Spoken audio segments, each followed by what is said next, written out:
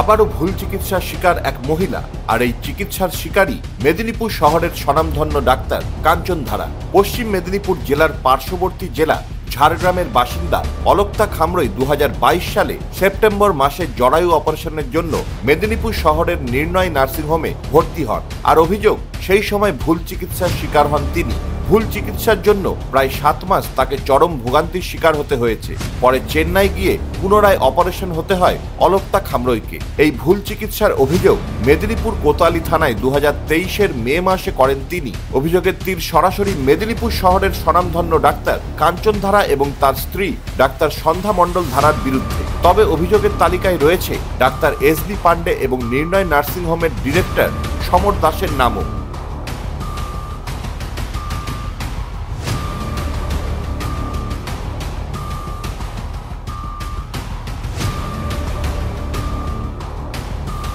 ঘটনা যেটা হচ্ছে যে অলক্তা খামরুই, তার সঙ্গেও এরকমভাবে নেগলিজেন্সের একটা এমন অপারেশন হয়, উনি প্রাণে মারা যেতেন। অনেক কষ্টে 6 মাস বেড রিটিন থেকে 10 দিন আইসিইউ থেকে লড়াই করে জীবনের সঙ্গে পাঞ্জা লড়ে উনি বেঁচে ফিরেছেন, বাঁচার কথা নয়। তারপরে উনি কোতোয়ালিতে একটি অভিযোগ করেছেন। অভিযোগ নাম্বার হচ্ছে, ওনার পিএস কেস হচ্ছে 416-23 ডেটেড 19/5-23। 19/5-23-এ আন্ডার সেকশন 308, 506, 509, 120 আইপিসি কেস শুরু হয়েছে। কিন্তু আজ পর্যন্ত তদন্তকারী অফিসার খুঁজেই পাচ্ছেন না এনারা কোথায় আছে। 5 জনের নামে অভিযোগ হয়েছে, নির্ণয় নার্সিংহোম সহ, ডক্টর কাঞ্চন ধারা সহ আরও অনেকের ডাক্তারবাবুর সঙ্গে এই অভিযোগগুলো রয়েছে। কিন্তু এইগুলো অবাক একটা অদ্ভুত প্রভাবশালী তত্ত্ব কাজ করে, অদ্ভুত একটা অন্যরকম কিছু পিছনে অদৃশ্য শক্তি কাজ করে এই জিনিসগুলো সব ধামাচাপা পড়ে যাচ্ছে। অলক্তা খামরুইয়ের অভিযোগ, 2023-এর মে মাসে মেদিনীপুর কোতোয়ালি থানায় অভিযুক্তদের বিরুদ্ধে এফআইআর করা হলেও এখনো পর্যন্ত মেলেনি কোনো সুরাহা। আমি অলক্তা খামরুই, কাঞ্চন ধারার একজন পেশেন্ট, অভাগ্য পেশেন্ট যাকে বলে। গত 7ই সেপ্টেম্বর 2022 ইউট্রাস অপারেশনের জন্য ওনার আন্ডারে আমি নির্ণয় হসপিটালে ভর্তি হই। তো উনি আমার ইউট্রাস অপারেশন করতে গিয়ে আমার কোলন কেটে দেয় এবং দীর্ঘ 6 ঘন্টা আমাকে অপারেশন টেবিলে ফেলে রেখে বাড়ির লোককে একবারও বলেনি যে আমার কোলন কেটে দিয়েছে।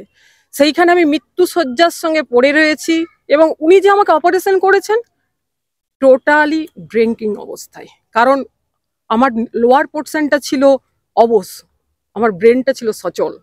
ওনার যে কথাবার্তা, সেই কথাবার্তা আমি সব সেখানে আমার মাথার মধ্যে রয়েছে।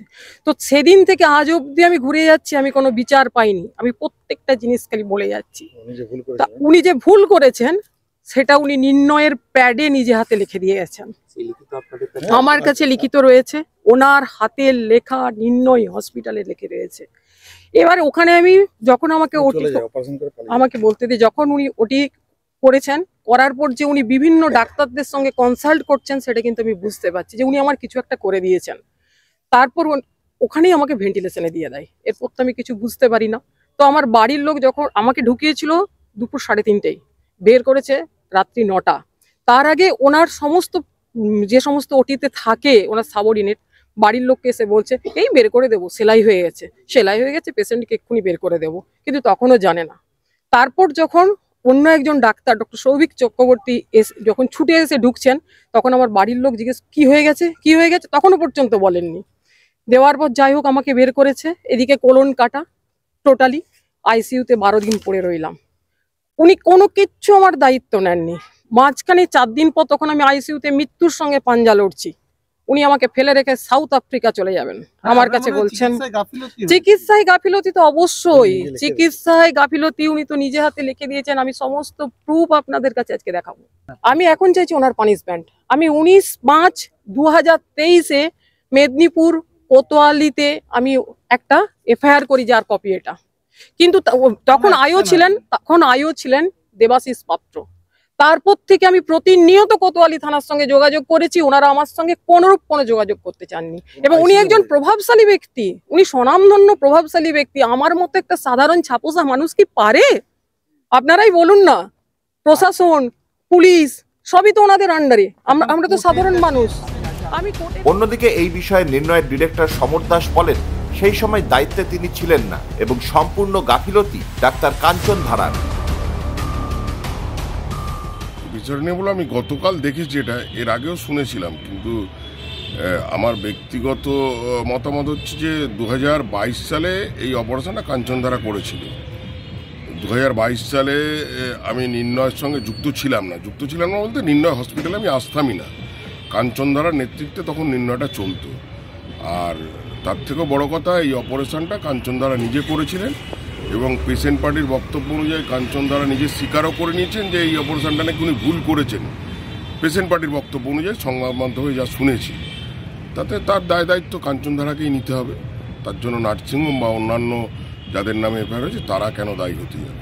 ওই সময় নার্সিংহোমের মানে দায়িত্বে কারা ছিল? ওই সময় নার্সিংহোমের দায়িত্বে কাঞ্চনধারা, সন্ধ্যা মণ্ডল ধারা এবং ডক্টর এসবি পান্ডে। তখন আমি অ্যাক্টিভ ডাইরেক্টর ছিলাম না সেই সময়টা, 2018 থেকে 2023 জুন মাস অবধি।